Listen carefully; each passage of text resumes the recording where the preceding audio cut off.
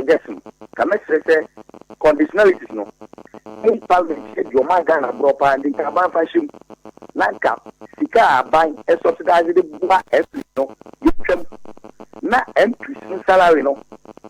Uba 20% and I say 20 so cry because your man bro. You can make suggestion and the buy no. Na sa Sika buying come the boy MPs no. You just add in IMF fantasy you can na MPs no pay no more you know. And 200 million like yente sumna 5,000 Ghana. Na fi yente Ghana anymore man. Yeah, that's it. And I hope so. Be answer MPB ho. J MWA.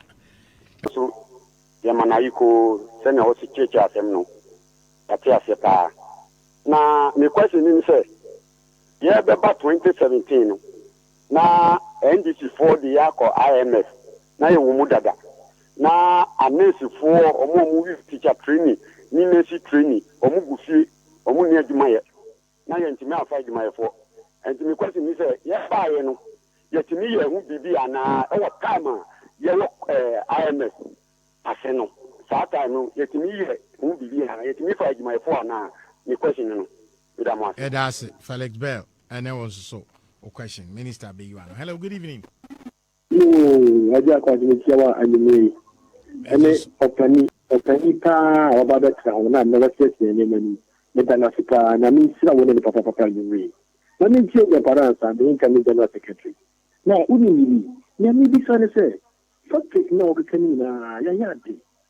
Let me say, I am not all money teaching or money trashing Nana. Now, maybe some back home.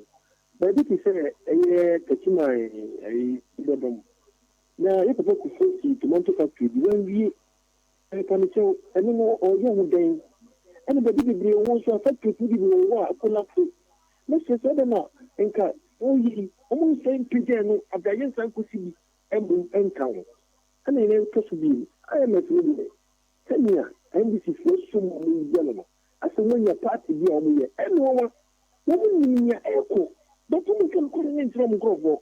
Let's see, and you come 19, and it was your year, and then they can meet for president, and not trouble, or give the quiet that. Now, I must look around, and I did your over the and you can see woman in the here. Let us say the two and one better. Young Pony Street, may buy a mamma financial school, and the segment of 1,000. Where the other make it for the echo. And what the same I'm a you at why they at him. It's only the this is what we never say. Your money, you see, the number. Or maybe may I say up to us. It is a desire and you like Serena. Context the meat lay. Communicate here, but it's in the only you move the room. When you couldn't be communicators, yeah, that's it. Yeah, that's it. Communicators. BBM say we a drop away. Obusam so say President Kufosi factory be a tomato factory be what touchy man side the hobby. Be a machine. Hello, good evening. Hello, good evening. Bacho Udina Maoneso. My radio non conform. Why? Oh, and I free home. Maoneso Nakasa. Yes, yet you. Offer me that job. Me mama Juma. Ejoso. Me that job me so me president come out 7 o'clock. Bacho Maoneso Nakasa. Offer me that job. Hello. Hello, Bacho yet you. Bacho. Say ya what friend you pay for dia or more church no no no. The Bacho ho fa. Moment church and cost my day. Nasenia a binomo a cano massa a free running senia one namu to a year cano fa a yare ho. If you never do a while, Nayan church and Nayan Tias and caught down now and Tias and my na I say MPP na koto obon samu demokra yen hu bi da no yare ho ifinipa show power fa we de wan kasa woni mpinifo no munji hu juma any president ni ai kasama former president for you omo kasama madam no bian tiase we nim kakra meka nyamene mo anya juma. Yeah, that's it. And then also adventure. Hello, good evening. Bacho, Mawasa Manko. Amba to we ya be ma ba ko pa me di hu ya me Dr. Manson kan. Me fi exam. Enyi me mintia na mintia ona aboso. Alan, oboy di na ncho na boka de Japan. Madam Katra ma foko no mintia no ko na jomo jura. Me fi sa yo papa abaka nse bebre. Na IMF sisi e kan wa ya kwa inu no men this way. Omo eleso mo hu bi da ko mo di ase. Na me de an kan person bi sa say science and true for me bi mo kuro mu a intro omo de intro ere e true hu to Ghana for ni no.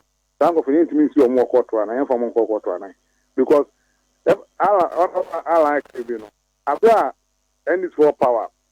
Then you ba ko essentially ba ko jina commander so mo dua hidi bi okuro mu a abia na hidi ba ko kwampo no tan nipa ne see omo ye ne den because they won't say and trophy be ready to mukuru because social bank ku fa do adwuma fa wa ye of me no kase so bo average modura azima bo hu aban nsa no adwuma be ready e wo e nam say ye gye yenda enuanu bi ye den e de ntro na dam e ba gye ntu okuru mu ano ye hu hwe ready e wo enye onabo kacha ba fa kunu nsa na adwuma sie ne present na dam ku fa nsa na adwuma mo ye no ha ake azim bi e average modura na ake ye hu mo papa in the process 2024 abaye kwa kwato no Ghana for say onabo katamaku omre no be yi efisa o ha no yeah that's yes I'm saying in 2024 abano yeah that's it and then also adventure hello good evening papa yes bacho mo amoni adwuma pa yeah that's bacho ma wasama papa emi say ye woni adwuma ko fodia mami chi abranche diju owo ni jabe no mami chi akome ki fi oba na papa ki wa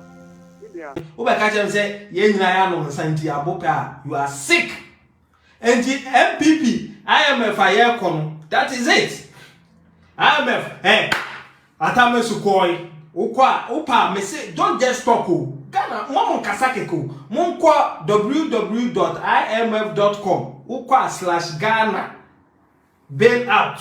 Bo, ebe yama, how many times I aba, ho nyina ni de ebe ye. Once you do John Dramani Mahama so policy credibility and Gratia kwaba bosi ayeko boy enye sika o se for wani monyam ebe tale Ghana anim na Ghana yanim ya seman no ama afedi ehu de enye ene ye kranko ye discuss you and the NDC said they say do ketiaka news say the momo will generate money anka IMF assembly ma into the what kwatena say diabolically omodwen ye ni say moma yan tumfuturo mu Ghana fo ani and Ghana nia abro ni bayie hye ni mu na ye nyina ye mamofo ye tax enso ye pese man ni ye nti no obia about 80% are withdraw musika free mumu and so after the first 1 month na Ghana click over 1 trillion cedis which was good. Which was very good. After the Huyan said, Ubia kuyi nisika every mumu.